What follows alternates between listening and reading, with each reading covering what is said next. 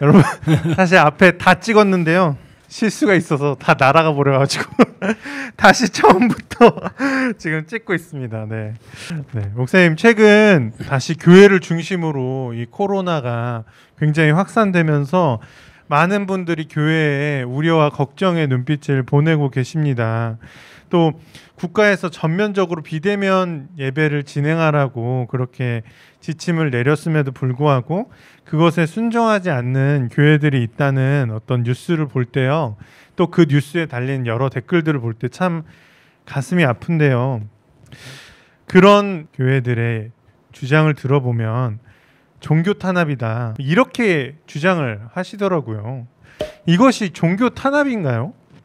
우리가 사실은 주일마다 얼굴을 보면서 예배를 드리는 것이 우리의 아주 중요한 신앙생활의 문화이기도 하고 그것의 핵심이었는데 그거를 이제 못 드리게 된 거는 이 땅에 있는 모든 기독교인들이 불편하고 아쉽고 안타까운 일이면 틀림이 없습니다. 그러나 그렇다고 해서 이것이 과연 종교 탄압이냐, 종교적 박해냐라고 할 때는 다른 문제라고 생각해요.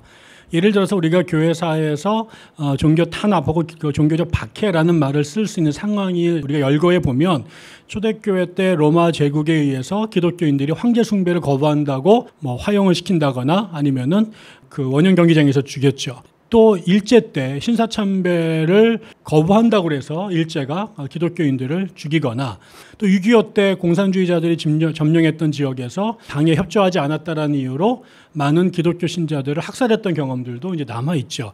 이런 경우들이 이제 종교적 박해, 종교적 탄압이라고 말할 수 있을 것입니다. 다시 말하면 부당하게 공권력으로 종교의 본질을 훼손하거나 그들이 종교 활동을 못하도록 조직적으로 물리적인 압력을 가해거나 해체시키거나 해악을 끼쳤을 경우죠. 그런데 이번에 이제 그 코로나 문제는 기독교를 사회에서 일소시키려고 한다거나 말살시키려고 하는 조직적 탄압이 아니라 코로나19라고 하는 그 전대미문의 위기 상황 속에서 특별히 교회 같은 그 주기적으로 많은 사람들이 좁은 밀폐된 공간에 한꺼번에 모여서 이 대규모 확진자들이 발생할 수 있는 위험 소지가 있으니 이 재난을 극복하는 동안 한시적으로 예배를 드리지 말라는 게 아니라 온라인 예배로 비대면 예배로만 드려달라고 한 거잖아요. 이거는 기독교회를 반대한 것도 아니고 예배를 금지한 것도 아니라 위기를 극복하기 위한 협조를 요청한 것이기 때문에 저는 오히려 교회가 이런 국난 극복의 적극적인 형태로 마치 우리가 6.25가 터졌을 때 교회가 전쟁 극복을 위해서 하게 되고 또 우리가 그 사회의 그 기름 이 유치를 돼 가지고 사회가 전부 다 오염됐을 때 전 국민이 가가지고 그 때를 닦았던 것 같이 이번에도 그 극복을 위한 방법으로 잠시 예배를 비대면으로 전환한다는 것은 교회가 적극적으로 도와야 되고 참여해야 될 문제지 이걸 정부의 종교 탄압으로 규정하고 정부에게 어떤 투쟁을 선포하는 것은 저는 그 개념적으로나 역사적으로나 상황적으로 적합하지 않다 이렇게 생각합니다. 네, 그렇군요. 그리고 그분들의 그런 주장을 들으면서 제가 또 생각이 났는데 옛날에 제가 다녔던 교회에서 목사님께서 설교하실 때 이제 로마서 13장을 근거로 정부에 이제 순종해야 된다, 따라야 된다 이렇게 말씀을 하셨던 게 기억이 나거든요. 목사님, 교회는 국가 권력에 순종해야 되나요?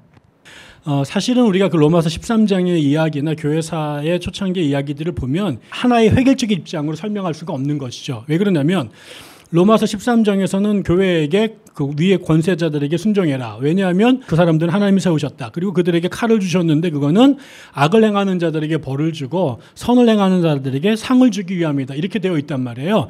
그 얘기는 뭐냐면 전제 조건이 있는 거죠. 정부가 사회의 공적 질서와 안녕을 위해서 자기 기능을 제대로 할 때는 우리가 반드시 복종하고 순종해야 되지요.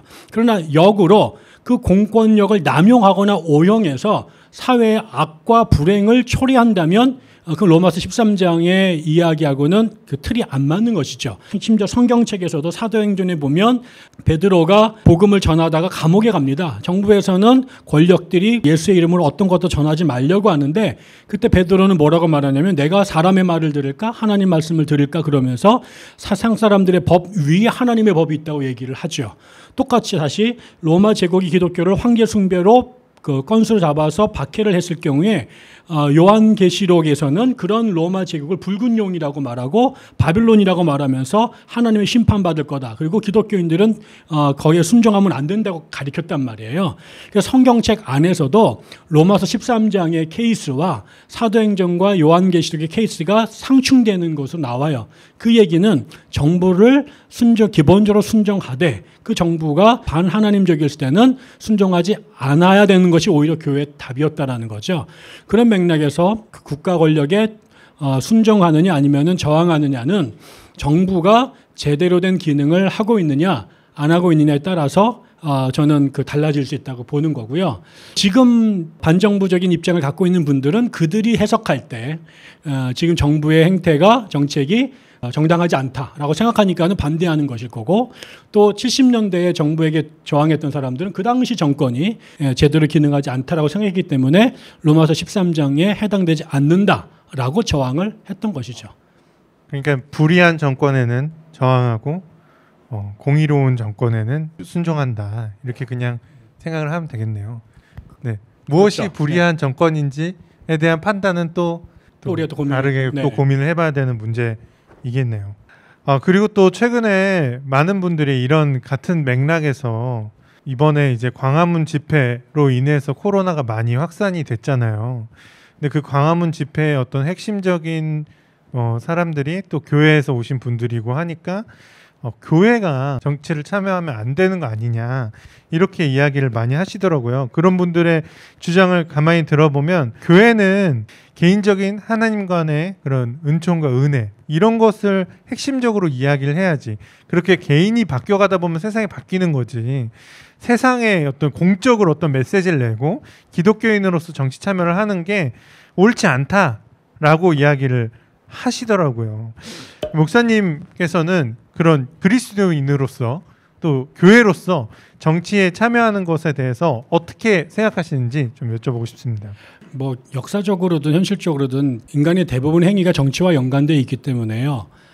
비록 우리가 기술적으로는 정치와 종교와 뭐 예술과 문화를 구분할 수 있지만, 마치 인간의 몸이 유기체여서 실핏줄과 신경과 뼈와 혈액에 다 연결되어 있어서 하나의 생명을 구성하는 것처럼 우리의 정치라고 하는 것이 내가 참여하느냐 참여하지 말아야 되느냐의 문제를 떠나서 이미 우리는 참여하고 있고요. 참여하지 않고 살아갈 수가 없어요.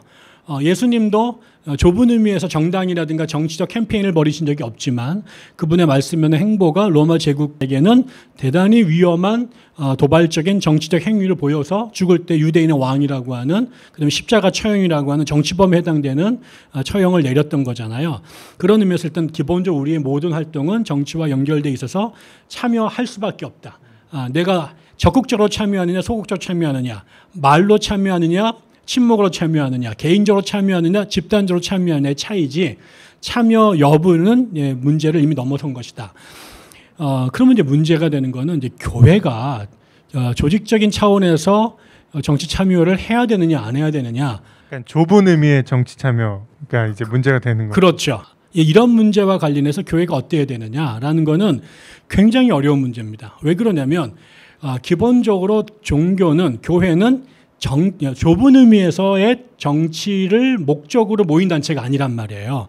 그야말로 종교 생활을 하기 위해서 모인 사람들인데, 그 안에 있는 사람들이 출신 성분이라든가 출신 지역이라든가 직업이라든가 계급이 다 달라요. 그러다 보니까 이 사람들의 각자의 정치적 입장과 태도가 다 다릅니다. 다행히 특정 지역에 특정 정당을 지지하는 사람들끼리 모인 교회라고 그러면 상대적으로 쉬운데, 대부분의 지역교회는 다양한 사람들이 있다 보니까 그 안에 정치적 입장이 다를 수밖에 없어요. 종교라고 하는 특정한 목적 하에서는 일치가 돼서 그 조직이 운영되는데, 특정한 정당의 문제, 정치적 이슈에 대한 문제로 이게 불거지게 되면 교회가 통일된 목소리를 찾기가 어렵게 되죠. 그래서 교회 자체가 무슨 행동을 하기 전에, 의사표현을 하기 전에 이 문제로 공동체 자체가 와해되거나 분열될 위험이 있으니까 사회 어떤 단체보다 정치적인 입장을 공동체 입장에서 표현하기는 교회가 적절하지 않다, 어렵다. 그럼에도 불구하고 많은 경우에 우리가 또 표현할 수밖에 없는 상황이 이제 처하게 되죠. 적어도 교회가 공동체적인 입장에서 단체로 정치적인 이슈에 의사표현을 하거나 몸으로 참여해야 되는 상황이 주어진다면 저는 적어도 그때 우리가 두 가지는 고려했으면 좋겠다. 각자 이익 집단에 의해 모여있는 그 분열되어 있는 세상이 하나의 유기적인 공동체로 살아가기 위해서는 보편적인 각자의 이해를 넘어서는 초월적 가치를 제시해 줘야지 그것이 우리가 함께 살아가는 거다. 모두 다 자기가 갖고 싶고 자기가 이기고 싶은데 그러다 보면 이게 정글이 된단 말이에요. 만인 대 만인의 투쟁이 되는데 그게 고등 종교들은 그런 사람들에게 서로 자비를 베풀어야 된다. 사랑해야 된다. 공평해야 된다. 그리고 용서해야 된다. 이런 가치를 가리켜서 이 싸움판이 될 수 있는 세상을 하나의 공동체로 공생과 상생을 하도록 만들었단 말이죠. 그런 면에서 이 가치는 특정 정당이나 계파가 아닌 시대와 공간을 넘어서는 모든 사람을 하나로 만들 수 있는 보편적 가치를 추구하는 것이다. 그게 고등 종교의 본질이다.